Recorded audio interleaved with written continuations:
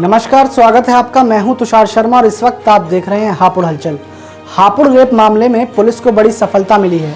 दरअसल उत्तर प्रदेश के जनपद हापुड़ में एक सप्ताह पूर्व मासूम से दरिंदगी के आरोपी को कई दिनों की कड़ी मशक्कत के बाद आज पुलिस ने गिरफ्तार कर आखिरकार सफलता पा ही ली।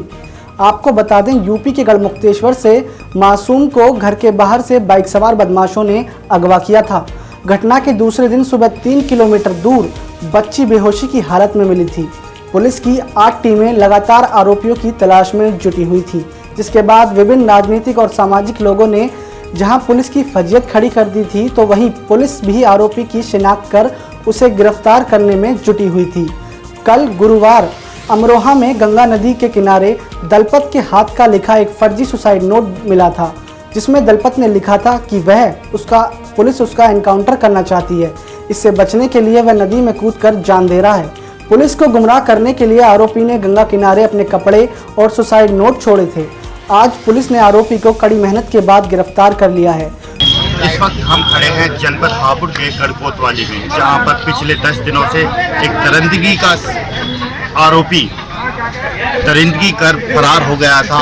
उसके पहचान चिन्ह एक नहर के पास भी पड़े मिले थे, जिसमें उसने आरोपी ने लिखा था कि मैं गंगा का इसमें कूदकर अपनी जान दे रहा हूं। जहां पर वो गुमराह करते हुए आज वही गढ़कोतवाली व अमरोहा पुलिस को एक बड़ी सफलता हाथ लगते हुए आरोपी दलपत को गिरफ्तार कर लिया है। जहां पुलिस एसपी कप्तान साहब ने यह पीसी 4 बजे बुलाई है और उसे पूरा मामला खोलेंगे हापुड़ से।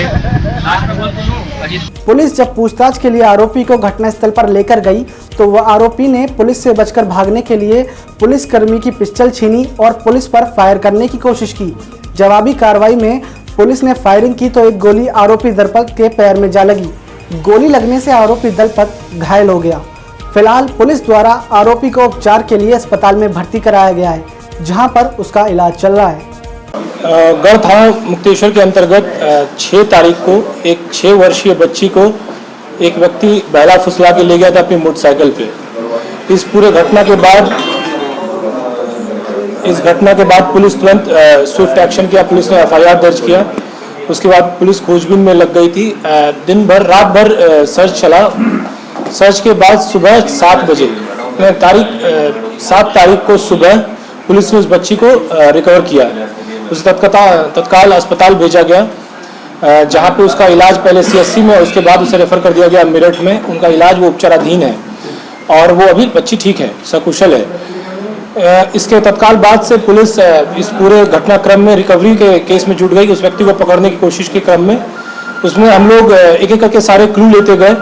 जो भी लोगों से पूछताछ हुई, उसमें प्रथम दृष्टया जिन लोगों ने देखा था उन सब लोगों के द्वारा स्केच बनाया गया। स्केच बनवाने के बाद फिर मोटरसाइकिल की खोज हुई। जब मोटरसाइकिल की खोजबीन शुरू हुई, तब फिर एक मुखबिर सूचना पुलिस को प्राप्त हुई। उस मोटरसाइकिल के जरिए से हम फिर उस घटना करने वाले तक पहुंच गए, क्योंकि जिस व्यक्ति ने आखिरी बार देखा था उसने उसकी मोटरसाइकिल भी देखी थी। तो उस व्यक्ति का नाम दलपत सन ऑफ रोहतास था। ये जिला अमरोहा का रहने वाला है। उसके बाद पुलिस ने कई टीमें बना करके वहाँ पे दबिशें दी। वो चूंकि वो बहुत बड़ा क्षेत्र जंगल का है, वहाँ पे लगातार वो 5 दिनों से हमसे बचा जा रहा था।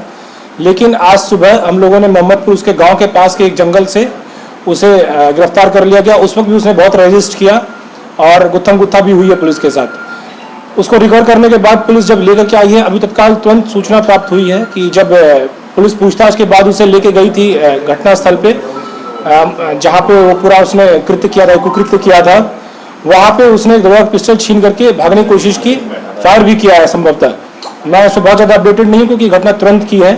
मोस्ट वाली फायर भी किया है। उसके बाद पुलिस ने भी फायर किया रेस्पॉन्स में, उसे एक गोली लगी है और वो उसे अभी तत्काल अस्पताल के लिए ले जाए जा रहे हैं।